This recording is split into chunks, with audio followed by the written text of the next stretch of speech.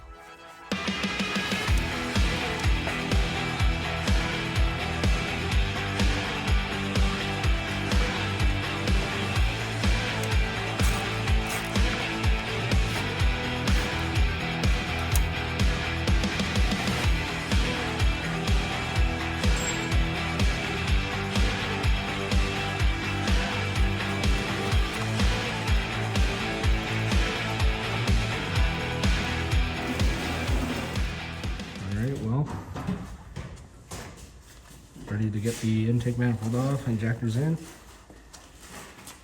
Should be good. Oh, nice stash going on over here.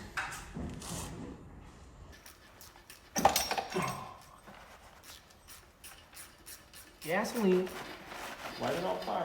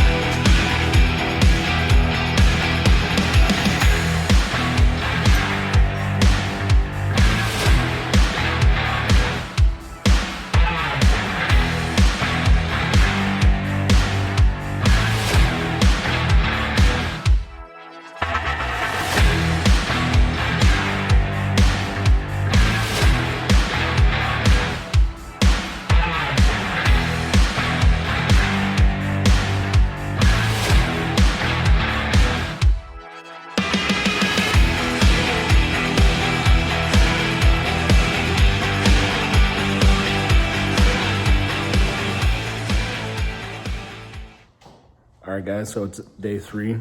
We're just gonna do a little review over what we've done so far. We got the intake off, cleaned up, intake ready to go back on. Homie G's getting his wrist pins out of the Subaru. He's having lots of fun with that. So today I'm hoping to get the intake back on, injectors in, and hopefully get the crank pulley back on. You can see the charge motion plates here, delete plates, I should say. They actually look really good. Too bad you'll probably never see them, but that's all right.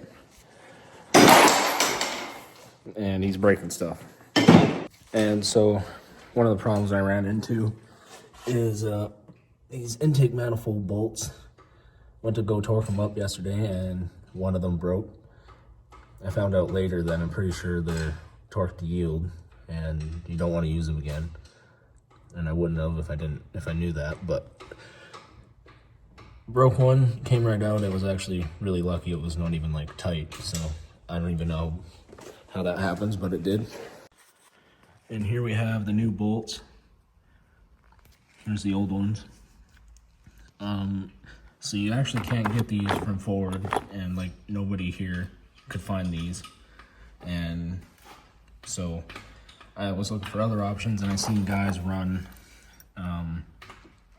M6 by 60 millimeter bolts. So they're just a tad shorter, and they don't have this little tip on it, but I think they'll work just fine. They're the same, basically the same length and same head size and all that. Just slap a washer on them, call them good, torque them down. Shouldn't be a problem. So yeah, let's get the rest going. Gasket check one more time. Yep.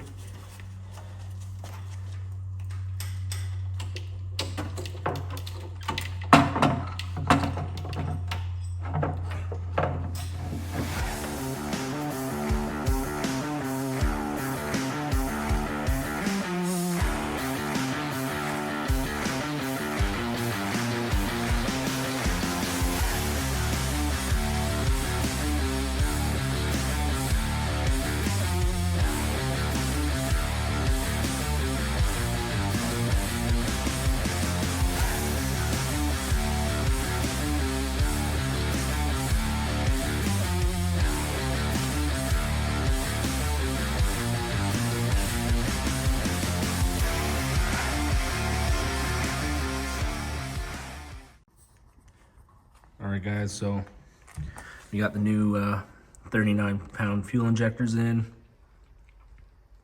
all resealed and clipped back together. Took a little bit longer than I thought, but that's alright. Alright, so I got this, it's an adapter plate that will sit on the fuel pressure sensor, and it will read the fuel pressure, obviously. It's got this little gauge, I'll show you. It's a nice little gauge. So it'll be a nice under the hood piece. Let's see what else we got here. So yeah, we'll get this guy installed. All right, so here's this little adapter plate. I just set it all up. Probably put a little bit too much tape on there, but gotta make sure it's sealed, and hopefully it seals. Got the little gauge on there. So it's got a little port on the back. Apparently this is for, I think if you run nitrous, or you can use it for really whatever you want. It's really nice.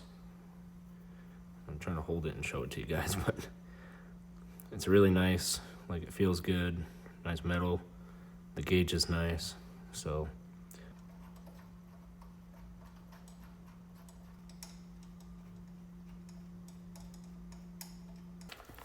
All right, so next on the menu is we have this MOKKA Motorsports oil cap breather.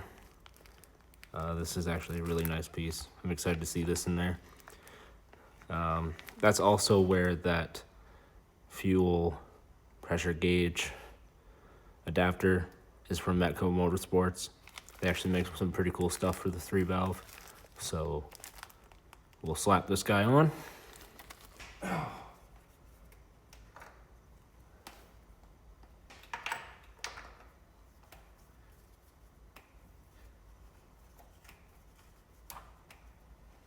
Alright guys, so we're going to be installing this new dampener. As you can see, it just locks in. I don't know if you can see it down there, but there's 3 little like prongs. So these just lock in there. Got the belt, ribs. Get close up for you guys. It's a nice piece. So we'll get this on. We'll get that old bolt off. Hopefully it doesn't give us too much trouble. Okay,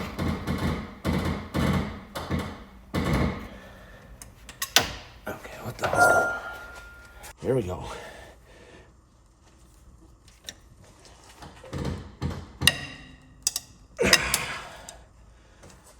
Boom, worked like a charm. I'm actually surprised it come off that easily. Alright guys, so I got the belt, the serpentine belt installed, and the belt tensioner, you can see down there. We also got the crank pulley on. That was pretty easy. That belt was easy. I didn't film that because it's kind of self-explanatory. So yeah, where we're sitting now is I took this bolt out, which had this little ground on it, or whatever this little guy does. I actually don't know, does something. And then there's another one right down there. So just got to take the pulley bolts out. I got the other bolts here, and then we can get this bracket installed. So got the 2 mounting plates on already. Actually I got it like that because this is a used kit, but anyways.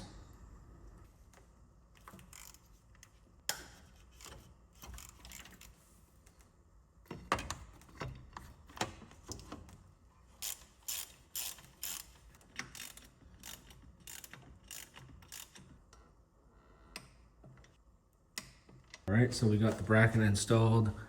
We got the 4 bolts torqued down to 20 foot-pounds. Just got to change the oil in the Procharger, mount the drain line, and then actually mount that guy on there. So let's get that done. So we got the Procharger on the table. Alright guys, just gonna pause the video for a second. I didn't record it, but I had to adjust the housing of the Procharger. It was clocked a little bit too low, so I had to loosen the Allen head bolts that hold the housing on and adjust it upward. I was having problems with it fitting over the radiator hose, so after clocking it upward, it fit perfectly. So just keep that in mind if you have the same problem. Got the line installed. I didn't record it because it's pretty self-explanatory. It's ready to go in. Just got some bolts to install here, and we should be good.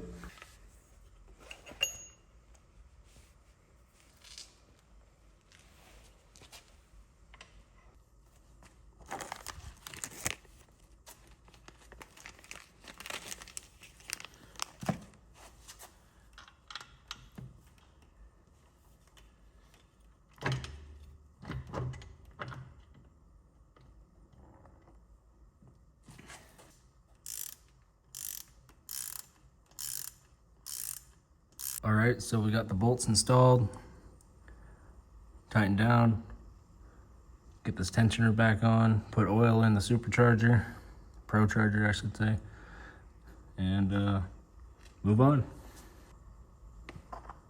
All right, so we're gonna put this Procharger premium oil in there. I don't know what makes it premium, but I guess it is. The P1SC takes the whole bottle, so that makes it nice, so you don't have to worry about measuring, just put the whole thing in there.